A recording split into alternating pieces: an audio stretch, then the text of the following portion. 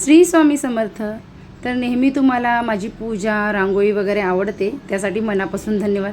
आज सुंदर रांगोळी काढलेली आहे। आज होता गुरुवार आणि देवघर अशा प्रकारे क्लीन केलेलं, देवानं वस्त्र वगैरे घालून घेतलेलं। तर सकाळी हे सगळी कामं आवरून मी दुपारची माझी कामं आवरून अशा प्रकारे छोट्या मोठे काही ना काही गोष्टी करत असते आणि त्या तुमच्याबरोबर शेअर करते। इथे मी गोल्डन तांदळांचा हार बनवते, त्यासाठी ना ॲक्रेलिकचा गोल्डन कलर मी तांदळाला मारून घेतले। कसा मारले ते पुढे सांगतेच। त्याचबरोबर ह्या तांदळाचा हार बनवण्यासाठी अशा प्रकारे एम्ब्रॉयडरी करायचा वर्क धागा मिळतो, तो मी वापरते नेहमीच। तर तो अशा प्रकारे ही खिळ्यांची पट्टी सगळ्यांना माहीतच असेल, तर त्या खिळ्यांच्या पट्टीला एकदम घट्ट असं बांधून घेतले आणि आपण जिथनं हार स्टार्ट करणार आहोत तिथे एका साईडला अशा प्रकारे घट्ट गाठ मारून घ्यायची। तर अशा प्रकारे आपला हा धागा तयार झालेला आहे हार बनवण्यासाठी। आणि बऱ्याच जणांना जमलं आहे, बऱ्याच जणांना येत नाही। कॉमेंट्स आहेत इंस्टाग्रामला, यूट्यूबला तर नाही अजून कॉमेंट्स झाल्या, पण इंस्टाग्रामला भरपूर कॉमेंट्स आणि भरपूर जणांना आवडलं आहे सुद्धा। त्यानंतर ना अशा प्रकारे एक एक तांदूळ व्यवस्थित ठेवायचा आणि त्याला एक एक गाठ मारून घ्यायची। तुम्हाला व्हिडिओमध्ये दिसते तशा प्रकारे। तर एकदम इझी आहे, काही हार्ड नाही आहे। सेम अशा प्रकारे ठेवायचं आणि एक गाठ मारून घ्यायची। आता जमत नसेल त्याचा एकच प्रॉब्लेम असू शकतो, धाग्याचा प्रॉब्लेम। धाग्यामध्ये कधी कधी निसटतात, तर तुम्ही धागा ह्या वापरा किंवा कॉटनचा धागा वापरा, बरोबर तांदूळ बसून जाईल। आता तांदूळ गोल्डन कलरचा कसा केला ते सांगते। ॲक्रेलिकचं कलर बासमती तांदळांवर घातलं, मिक्स केलं आणि त्याला ताटामध्ये स्प्रेड करून ठेवलं। 2 मिनटामध्ये त्यांना पुन्हा हाताने चुरून असं वेगवेगळं केलं आणि पुन्हा त्याच्यावर मी कलर घातला ॲक्रेलिकचं आणि पुन्हा त्याला सुकत घालून 2 मिनटामध्ये पुन्हा हाताने चुरून त्यांना वेगवेगळं केलं। लगेच वेगवेगळं करायचं म्हणजे मस्त तांदूळ तयार होतो। आणि आपला हार सुद्धा बोलता बोलता तयार झालेला आहे। छान पाहिजे तेवढ्या साईजचा बनवायचा, गाठ मारून घ्यायची आणि सुंदरसा हार आपल्याला पाहिजे। आता मी स्वामींसाठी बनवलेला, पुढे पूजामध्ये तुम्हाला दिसेलच, सुंदर हार तयार आहे। कसा वाटला ते कॉमेंट्समध्ये सांगा तुम्ही सुद्धा। त्यानंतर मोठा फोटो आहे माझ्याकडे स्वामींचा, त्यांच्यासाठी ना मस्तपैकी असं कमळाच्या फुलांचा हार बनवते। तर यांनी फुलं भरपूर आणलेली आणि त्याच्याचमधनं आता तुमच्याबरोबर शेअर करते। मी देवपूजा करते आणि मला देवांसाठी ना भरपूर हार फुलं वगैरे लागतात। तर बहुतेक आम्ही फुलं बाजारातनं फुलं वगैरे आणतो आणि मी जास्ती करून स्वतःच हार बनवणं पसंत करते, कारण का स्वामींना मला जसं हार पाहिजे ना तसं विकत सहसा त्यांना बनवायला द्यायला लागतो, त्यामुळे मी जास्त करून स्वतःच बनवते। आता इथे कमळाच्या फुलांच्या ना अशा प्रकारे पाकळ्या दुमडून घ्यायच्या। स्लो मोशनमध्ये सुद्धा दाखवते का कशी पाकळी दुमडते। वेगवेगळ्या पद्धतीने दुमडतात, मी अशा पद्धतीने दुमडते। अजून एक पद्धत आहे माझी दुमडायची, पण आज मी असे दुमडले आणि सुंदर दिसत अशा प्रकारे पाकळ्या आपण दुमडून घेतल्या ना, तर ते अजून कमळ असा खुललेला दिसतो आणि त्याचा जो आकार आहे ना तो छान दिसतो। त्यामुळे मग आपण अशा प्रकारे पाकळ्या सगळ्या दुमडून घ्यायच्या आणि अशा प्रकारे सगळे कमळ मी करून घेतले। त्यानंतर जिप्सीच्या अशा जुड्या करून घेतलेल्या आहेत। थोड्याशा जिप्सीच्या जुड्या केल्या ना का त्या सुई धाग्यामध्ये व्यवस्थित बसतात। त्यानंतर इथे शेवंतीची फुलं घेतलेली आहेत। हार बनवताना मला कोणतीही आयडिया नव्हती मी कशा प्रकारे बनवलं आहे, पण बनवून झाल्यावर ते सुंदरच दिसणार हे मला माहीत होतं। पहिले ना मी कमळ तोंडाकडच्या साईडने अशा प्रकारे ओवून घेतले। आपल्याला पाहिजे तेवढा सुई धागा मोठा घ्यायचा, मोठा हार बनवायचा असेल तसा, आणि पहिले कमळ घालून घेतले। त्यानंतर जिप्सीच्या जुड्या अशा राऊंड शेपमध्ये पसरवून सुईमध्ये भरून अशा प्रकारे ओवून घेतल्यात कमळाच्या पाठच्याच साईडला लगेचच्या लगेच। आणि मग उलटी सुलटी 2 शेवंतीची, ही डार्क शेवंती आहे जांभळ्या कलरची, तिची फुलं ओवून घेतल्यात। आणि हे कॉम्बिनेशन एक नंबर आहे। असं कॉम्बिनेशनमध्ये तुम्ही सफेद फुलं घालाल ना का हार आहे ना तो एकदम सुंदर दिसतो। आता इथे मी शेवंतीची फुलं आहेत ती सरळ साईडनी समोरच्या साईडनी अशा प्रकारे ओवून घेते।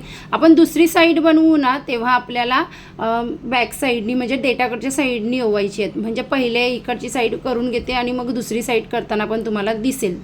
तर अशा प्रकारे आपल्याला पाहिजे तेवढ्या लांबीची फुलं आहेत ना ती ओवून घ्यायची अशा प्रकारे। जितका लांब हार करायचा तितका करू शकता। आणि अजून एक सांगेल, तुम्हाला मधीसुद्धा कमळ आणि जिप्सी वगैरे लावायची असेल तर तुम्ही मध्येसुद्धा एक एक पॅच करून अशा प्रकारे थोडासा सफेद फुलांचा पॅच, मग मध्येच जांभळी जी शेवंती आहे, कमळ वगैरे, जिप्सी ह्यांचा पॅच तुम्ही देऊ शकता। तर जितका फोटो मोठा असेल त्याप्रकारे आपल्याला छान बनवता येतं। तर आता मी एक साईड इकडची पूर्ण करून घेतली आहे आणि मधल्या साईडला शेवंतीची, डार्क शेवंतीची फुलं उलटी सुलटी लावून घेतल्यात आणि कमळसुद्धा तोंडाकडच्या साईडने अशा प्रकारे ओवून घेतलेला आहे। आणि आता कमळाच्या इथे आपण पुढे जिप्सी गोलाकार अशी सगळ्या जुड्या ठेवून व्यवस्थित ओवून घेणार आहोत। तर आता आपला हा मधला पॅच तयार करतोय आपण। आता जो कमळ आहे दुसरा तो अशा प्रकारे पाठच्या साईडने आपण ओवून घेणार आहोत। त्यानंतर आपला हा मधला पॅच तयार झालेला आहे। पुन्हा डार्क शेवंती आहे ती उलटी सुलटी अशा प्रकारे आपण लावणार आहोत। आता आपला अर्धा हार इथे तयार झालेला आहे अशा प्रकारे सुंदर। आणि आता आपण जसं त्या साईडला फुलं सफेद ओवल्यात ना तशी इकडे देठाकडच्या साईडने ओवायची, म्हणजे हार जर पकडला ना उभा किंवा स्वामींच्या गळ्यात घातला ना तर ती सरळ फुलं दिसतील अशी। तर पहिले इकडे अशी ओवली आणि नंतर हे एवढं लक्षात ठेवायचं। तर अशा प्रकारे दोन्हीही साईड ओवून घेतलेले आहेत। मस्त फुलं मापाने अशी ठेवायची व्यवस्थित आणि मापात जेवढी बसतात ना तेवढे व्यवस्थित दोन्ही साईड बघून आपण फुलं ओवून घ्यायची। आणि आता लास्ट पार्ट इथे मी डार्क शेवंती उलटी सुलटी करून ओवलेली आहे, त्यानंतर जिप्सी आणि त्यानंतर कमळ। आता इथे मधल्या जो पार्ट आहे तिथे मी ना लटकन बनवलेलं नाही आहे। त्याचं कारण म्हणजे माझा जो स्वामींचा फोटो आहे ना त्या फोटोच्या इथे मी नवनाथांचा फोटो ठेवलेला आहे, तर तिथे तो लटकन बरोबर येतो आणि मग त्यांच्या तोंडावरच येतो मग दत्तगुरूंच्या, मग ते चांगलं वाटत नाही, म्हणून मी मध्ये लटकन कोणत्याही हाराला बनवत नाही। तुम्हाला बनवायचं असेल तर तुम्ही कमळ शेवंतीचं लटकन बनवू शकता, छान दिसेल। तर अशा प्रकारे आपला सुंदर हार तयार झालेला आहे। तुम्हाला हा हार कसा वाटला हे कमेंट्स करून सांगा। फारच सुंदर दिसत होता आणि स्वामींच्या गळ्यात ते एक नंबर भारी दिसतं। त्यानंतर सगळी फुलं मी छान चाळणीमध्ये धुवून अशी घेतलेली आहे। फुलं नेहमी धुवूनच देवाला व्हायची, कारण का आपण फुलं कुठनं आणतो आणि हार घरी बनवला तरी आपण जमिनीवर वगैरे ठेवतो, त्यामुळे। आता इथे तुम्ही बघू शकता मी असं स्वामींना हार घातलेला आहे ना, तिथे खाली नवनाथांचा दत्तगुरूंचा फोटो आहे, तर तिथे ते लटकन येतं ना, म्हणून मी बनवत नाही। तुम्हाला आवड असेल बनवू शकता। हार कसा वाटतो माझ्या चेहऱ्यावरची खुशी बघू शकता। श्री स्वामी समर्थ। सर्वांना नमस्कार। क्रिएटिव्ह स्वर्ण आहे आपल्या यूट्यूब चॅनेलवर तुमचं अगदी मनापासून स्वागत आहे। आज आहे माझ्या स्वामींचा गुरुवार आणि आज गुरु पुष्यामृत योग आहे, त्यामुळे मी स्वामींचा अभिषेक करायची इथे तयारी करून घेतली। काय काय तयारी केली त्याचबरोबर हा हार तुमच्याबरोबर शेअर केले, एकदम भारी झालेला आहे, मस्त। तर हा हार तुमच्याबरोबर शेअर केला, ते सांगा तुम्हाला कसा वाटला। आणि मग आजपासून माझी तुम्ही तयारी बघितली सगळी। आणि हा बघा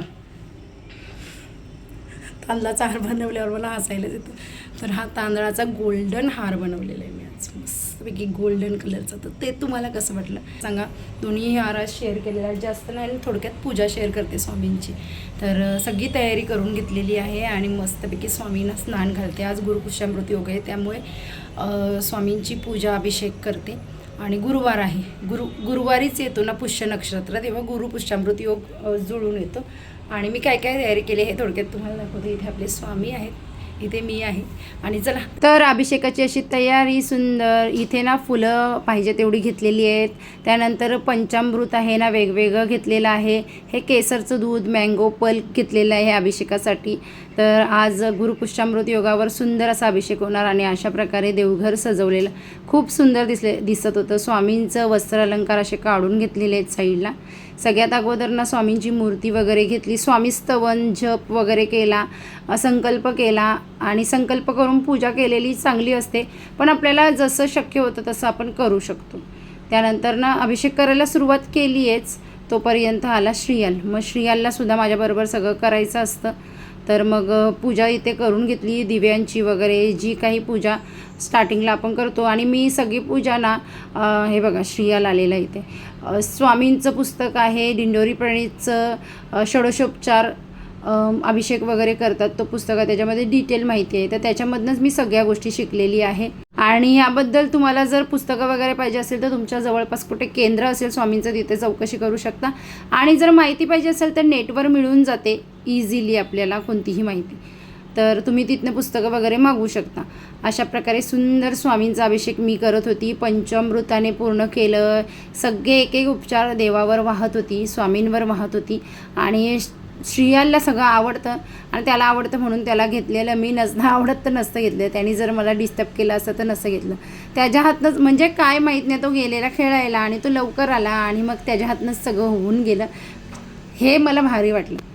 तर श्रावणी लहान होती तेव्हा तिच्याकडनं पण मी अशीच पूजा करून घ्यायची। आता श्रीयाल करतोय, छान केसरचं दूध वगैरे स्वामींवर अर्पण केलेलं आहे आणि खूप छान वाटत होतं।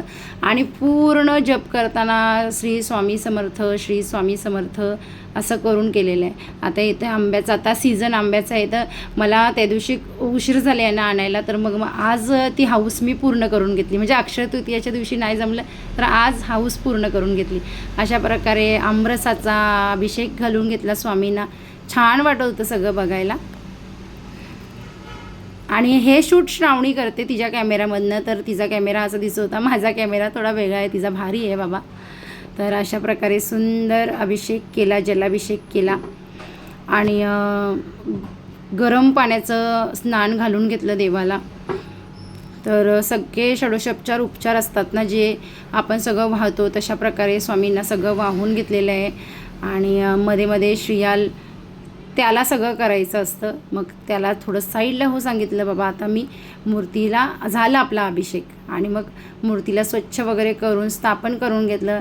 हे सिंहासन मी बनवलेलं आहे, याचा डिटेल व्हिडिओ आहे आपल्या चॅनेलवर आणि शॉर्टमध्ये सुद्धा शेअर केलं आहे. तुम्हाला बघायचं असेल स्वामीसाठी हा सुंदर सिंहासन एकदम म्हणजे मी घरी साहित्य होतं थोडंफार मला आणावं लागलं, त्याच्यामध्ये करून घेतलं. त्यानंतर अभिषेक केलेलं तीर्थ काढून घेतलं पंचामृतामध्ये. त्यानंतर स्वामींना हिना अत्तर लावलं आणि सगळीकडे शिंपडून घेतलं मस्तपैकी. हिना अत्तरचा जो सुगंध आहे ना तो छान वाटतो.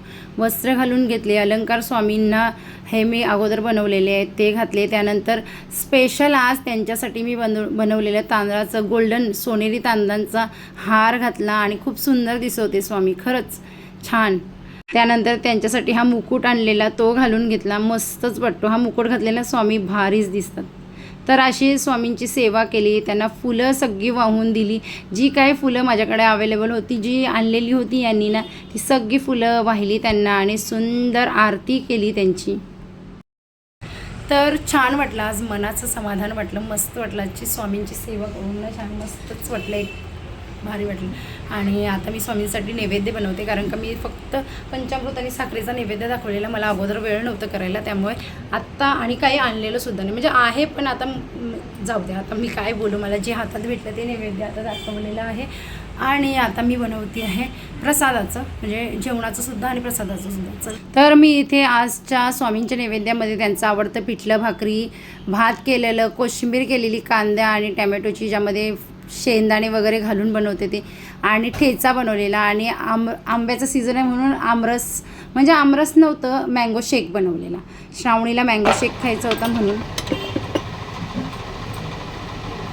त्या दिवशी बनवलेलं लोणचं. हो, लोणचं खाणार का? कडबंदांचं कलर बघू शकतो, मस्त बघ. पहिले देवाला दाखवतो थोडं आज नैवेद्यामध्ये, नैवेद्याला मला थोडंसं काढून पण घेतो. ते लोक परत नागत बसतील माझ्याकडनं, लोणचं काढ, लोणचं काढ.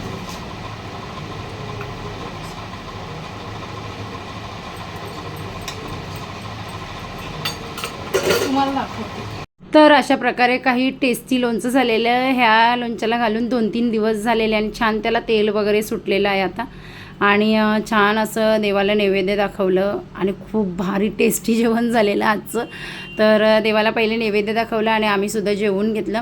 आणि आजची पूजा खूप सुंदर झालेली, मनासारखी झालेली. आणि नेहमीच मी पूजा करते ना, तेव्हा नेहमीच पूजा वेगवेगळ्या पद्धतीने होते, पण माझ्या मनाला ते नेहमीच भारी वाटतं. आणि देवाकडे मी एकच प्रार्थना करते नेहमी, का तुझी पूजा नेहमी माझ्या हातनं चांगल्यात चांगली होत राहू. तर ब्लॉग इथे एंड करते. चला भेटूया छानशा नेक्स्ट ब्लॉगमध्ये. आता बाय.